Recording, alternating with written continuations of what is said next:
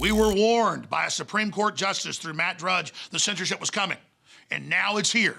But there's a way to bypass it. We're going to break it down in just a moment. I don't know why they've been successful in pushing everybody into these little ghettos of these Facebooks and these tweets and these Instagrams, these Instas. This is ghetto. This is ghetto. This is corporate. They're taking your energy. They're taking your energy and you're getting nothing in return. I had a Supreme Court justice tell me to my face, it's over for me. I said, Matt, it's over for you. They've got the votes now to enforce copyright law. You're out of there. They're going to make it so headlines you can't even use headlines. To have a Supreme Court justice say that to my face, that it's over, they've got the votes, which means time is limited. Time is not forever. How many more moons and sunrises will you see in your life? Rise and fall. There's not that many. It's a small amount.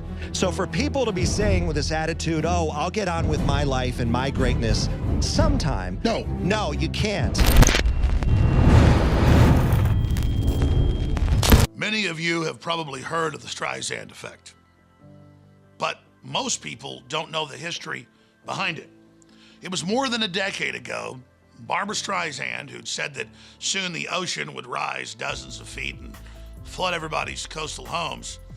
It was more than a decade ago that local journalists found out that she had a giant, sprawling compound right on the beach. So they said, look at her huge mansion on the beach. Does Barbara Streisand really believe her propaganda? Well, she threatened lawsuits against the journalist, and that caused more media to pay attention to it, so it became not just a national story, but an international story for several months. And hence we get the term the Streisand effect.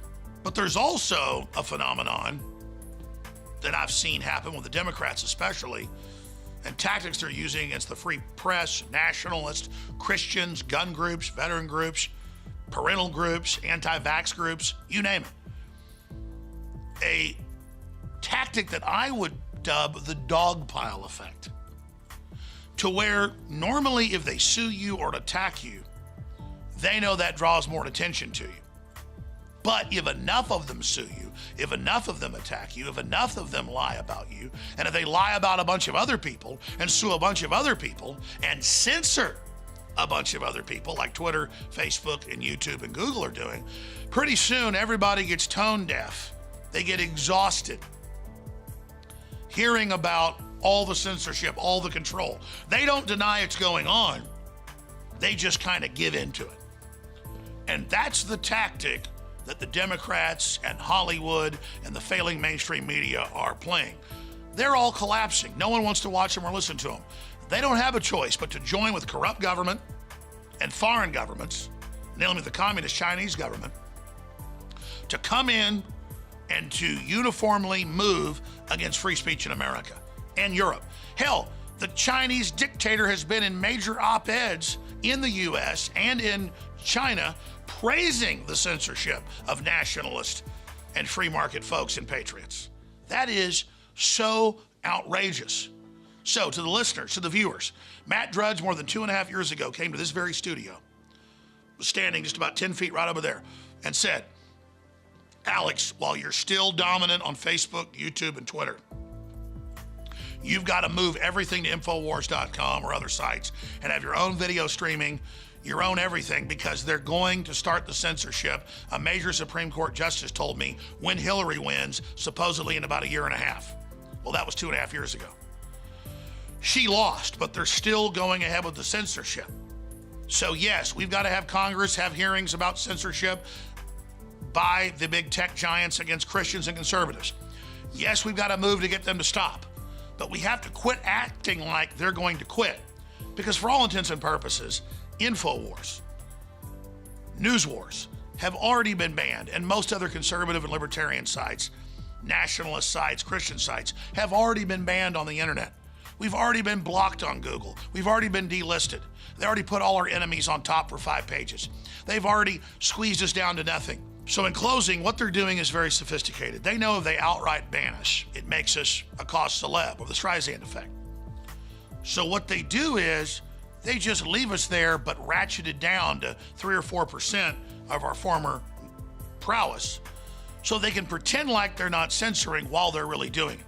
And while we sit there and act like YouTube, Twitter, and Facebook are still good places to be, spending our energy, our time, our content into that, we're wasting our time, our energy, and our content. So more and more, we are exiting Twitter, Facebook, YouTube, Google, and we are putting most of our content on our own servers at Infowars.com and Newswars.com. But they can also try to censor those platforms as well. So it is so critical that everyone watching and everyone who supported our information over the years go back to the lowest tech form of internet freedom, which is still critical. In fact, more important than ever, and that's email. Infowars.com/newsletter. Sign up, it's free, and we send you exclusive videos, exclusive articles, and all the rest of our top content. We send you huge coupon deals, 50% off on our store, you name it. That's just one part of it. But regardless, it's like me personally having your phone number, you having my phone number. It allows us to communicate with each other, and it's so incredibly critical. So now more than ever, Infowars.com/newsletter, go there and sign up. I'm always about the latest tech and the latest trend and the latest way to reach people. So for the first 15, 16 years on air, I didn't even push email. I didn't get email lists. I didn't reach out to listeners during the golden age of email. But with all this censorship, it's coming back, and now I am. And a couple million emails is a fraction of our audience. I want to be able to reach you all and bypass them, because with a thumb drive and your email, if I was forced to, flee to Mexico or New Zealand, which I'm not planning to do, I could still plug that sucker in, type out a message, shoot a video on my own servers, and send it to you. But if I don't have that, all the technology experts have been warning me for a decade this censorship was coming, and they said email, email, email. The first rule of getting around censorship is email. The second rule is email. The third rule is email. The fourth rule is people's addresses or phone numbers to reach out to you. So just like in the old Soviet Union, they had to use fax machines and phone numbers to get around the censors. We're doing it now here. So Infowars.com/newsletter. Please sign up for our free email. Your friends, your family, sign them up as well, because this is how we're getting around and bypassing the system. Because there's the Streisand effect when one person tries to bully people. But when they try to bully everybody and we all bitch and complain about it, pretty soon everybody just gets sick of hearing it and the censorship succeeds. We've got to start building our own platforms now and expanding them and moving away, just like Matt Drudge said in this studio 2.5 years ago. We're facing the dogpile effect. The answer is innovate and build our own platforms and get outside of the electronic gulags, the electronic ghettos that Facebook, Twitter, and YouTube have become. Matt Drudge, you were absolutely right. We knew it was coming, and it happened just like you said it would. So thanks for the warning.